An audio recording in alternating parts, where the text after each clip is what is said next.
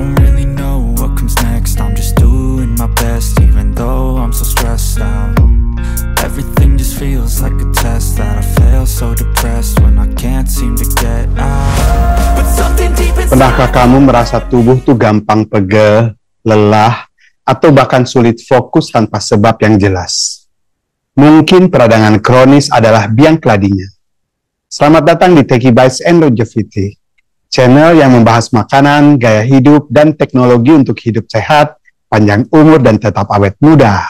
Hari ini kita akan mengungkap rahasia 7 makanan super yang bisa menjadi tameng alami untuk tubuhmu. Melawan peradangan dengan pendekatan yang lezat, alami, dan pastinya bermanfaat untuk kesehatan jangka panjang. Siap? Yuk mulai perjalanan anti-inflamasi kita. Apa itu peradangan kronis? Jadi peradangan itu sebenarnya adalah bagian penting dari sistem pertahanan tubuh kita. Saat tubuh mengalami luka atau infeksi, peradangan membantu menyembuhkan dan melindungi. Tapi masalah muncul ketika peradangan ini menjadi kronis. Artinya berlangsung terus-menerus dalam jangka panjang. Menurut ahli gizi Andrea Conner, peradangan kronis bisa merusak sel-sel tubuh dan memicu penyakit serius seperti kanker, penyakit jantung, radang sendi, hingga diabetes. Tapi tenang, ada kabar baik. Dengan pola makan sehat dan gaya hidup seimbang, kita bisa menurunkan peradangan kronis dan memperkuat sistem kekebalan tubuh secara alami. Sekarang kita bicarakan prinsip makanan anti-inflamasi. Kalau kita makan anti-inflamasi, menurut ahli gizi Pamela Ferguson mengatakan, kunci utamanya adalah pola makan yang plant-forward, alias lebih banyak mengkonsumsi makanan nabati dan menghindari makanan olahan, lemak trans, serta gula tambahan yang tinggi. Jadi apa saja pasukan makanan yang bisa kita andalkan dalam perang melawan peradangan ini? Ini dia 7 daftar teratas yang siap jadi pahlawan di piringmu. Pertama, ceri. Jadi buah kecil berwarna merah ini ternyata punya kekuatan besar. Kandungan antioksidannya seperti antosianin dan vitamin C sangat ampuh untuk meredakan peradangan. Jadi dari 29 studi yang ditinjau pada tahun 2018, 70% menunjukkan bahwa konsumsi ceri dapat menurunkan biomarker inflamasi. Kamu bisa menikmatinya dalam bentuk buah segar, jus, smoothie, topping oatmeal, ataupun sorbet. Yang kedua, alpukat. Selain mengandung lemak sehat yang baik untuk jantung, alpukat juga kaya serat. Setengah buah alpukat mengandung sekitar 5 gram serat. Jadi ini mendekati 1/5 kebutuhan harian kita. Serat sangat penting untuk menjaga berat badan yang sehat ya, dan juga memperkuat mikrobioma usus dan tentu saja menurunkan peradangan.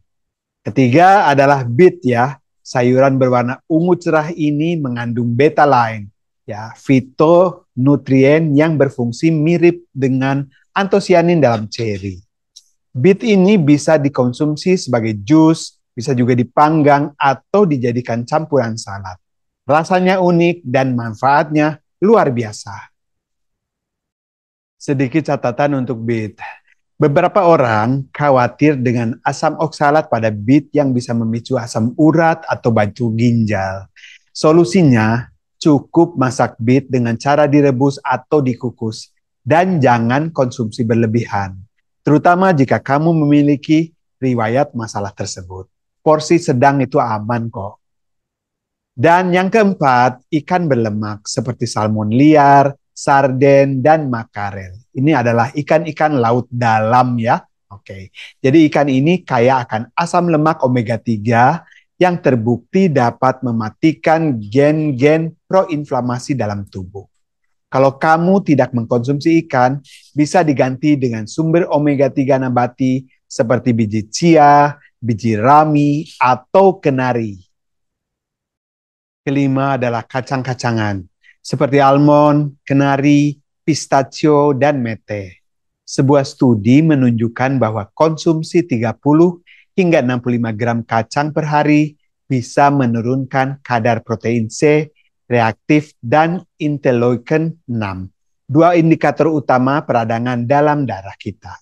Jadi kacang ini bisa ditambahkan ke salad, dijadikan cemilan, atau diolah menjadi energy bites.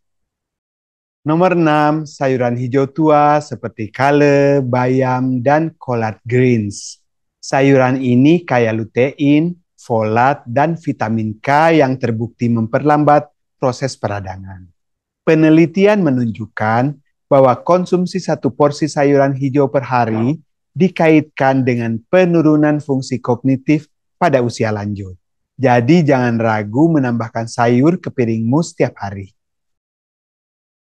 Dan yang ketujuh adalah rempah-rempah. Meskipun kurkumin dari kunyit sering disebut sebagai antiinflamasi super, penelitian menyarankan untuk menggunakan beragam rempah-rempah dalam jumlah kecil namun rutin. Contohnya cengkeh, oregano, kayu manis, jahe, petersili, bawang putih, dan lada hitam. Anggap saja rempah-rempah ini seperti tim superhero yang kecil-kecil itu di dapurmu. Masing-masing dengan kekuatan yang super sendiri-sendiri untuk melawan peradangan. Tambahkan ke oatmeal, salad, sup atau quinoa dan rasakan juga manfaatnya tanpa perlu repot. Ingat, diet antiinflamasi bukan hanya soal makanan. Tidur yang cukup, 7 hingga 8 jam per malam. Olahraga rutin dan manajemen stres juga berperan penting untuk menekan peradangan kronis. Mulailah dari langkah kecil. Tambahkan satu makanan antiinflamasi ini ke menu harianmu. Gunakan rempah-rempah lebih sering dan tidur lebih teratur. Perubahan kecil hari ini adalah investasi besar untuk kesehatan esok hari. Terima kasih sudah menonton Techie Bites and Longevity. Kita semua punya kekuatan untuk mengendalikan kesehatan kita satu gigitan cerdas dalam satu waktu. Jika kamu merasa terbantu dengan informasi ini, klik tombol like, subscribe untuk tidak ketinggalan rahasia umur panjang lainnya, dan nyalakan juga notifikasi agar kamu selalu jadi yang pertama tahu. Bagikan juga video ini ke teman dan keluarga yang ingin hidup lebih sehat, lebih panjang umur, dan bebas inflamasi. Karena berbagi ilmu itu sama dengan berbagi kesehatan. Sampai jumpa di episode selanjutnya. Mari kita terus berinvestasi pada diri sendiri. Rifki pamit, ciao!